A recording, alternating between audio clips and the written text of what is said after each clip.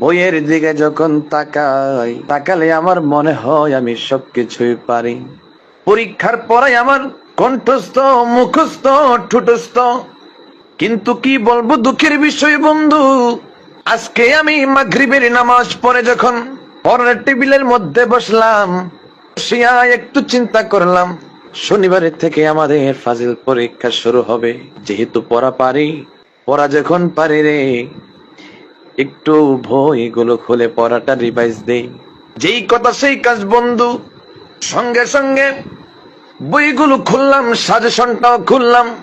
খোলার পরে যখন দেখি আরবি সব প্রশ্ন রে বাবা, দেখার সঙ্গে সঙ্গে দেখলাম আমার মাথার উপর দিয়ে হঠাৎ করে ঘূর্ণিঝড় আমফানের মতন চক্কর মারলো। বন্ধুরে,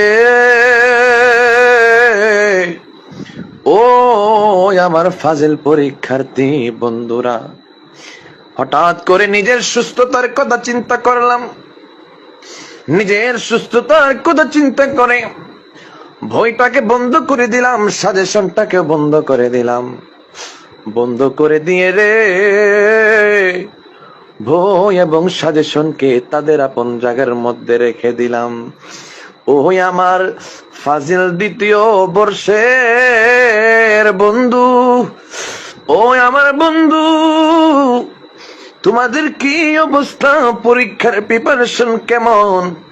জানায়ো জানায়ো জানায়ো বন্ধুরে, একটা বার তোমাদের প্রিপারেশন জানায়ো।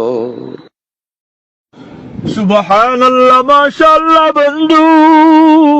ও বন্ধু, যে কোকিল কণ্ঠ সুরে তুমি আমাকে তোমার ফাজিল পরীক্ষার কথা শুনিয়েছ, বন্ধু তুমি শুনে রাখো, এমন কণ্ঠ দিয়ে যদি তুমি ওয়াজ করো রে বন্ধু, শুধু ওয়াজ নয়, মানুষের অন্তর সহ ওয়াজ হয়ে যাবে। তোমার ফাজিল পরীক্ষা দিতে হবে না, তোমার কামেল পরীক্ষা দিতে হবে না, তুমি কামেলে মুকাম্মেল হয়ে গেছো। ও বন্ধু, আরো শুনে রাখো, আগামী 2026 সাল, 27 সাল, 28 সাল, পুরা 3 বছরের মাহফিল অ্যাডভান্স আমি তোমাকে কমপ্লিট করে দিলাম।